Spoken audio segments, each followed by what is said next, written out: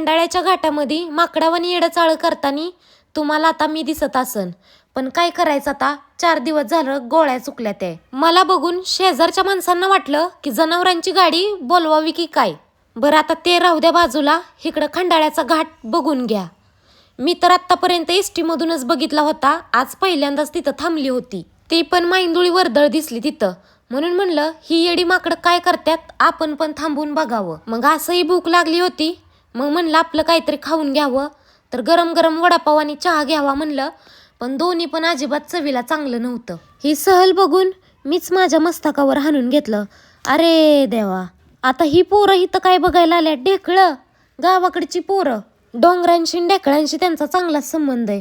आता हिथं येऊन जर डोंगर बघायचा म्हणलं तर कसं व्हायचं त्यांचं. आणि कुणी कुणी पैशांमुळं सहलीला जायचं कॅन्सल केलं शाळेमध्ये असताना, त्यांनी मला नक्की कमेंट्स करून सांगा, कारण आमच्या सोबत सुद्धा तेच झालंय.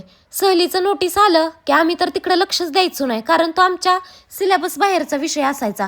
कारण आपल्याला माहित असायचं की आपल्याला काही जायला भेटणार नाही, त्यामुळे आम्ही कधी इंटरेस्टच घेतला नाही ते नोटीस ऐकण्यात, कुठं चालली सहल आणि कुठं जायचंय. मला माहितीये तुम्हाला प्रश्न पडला असेल ही बाई निघाली कुठं, तर मी मुंबईला आली होती बरं का.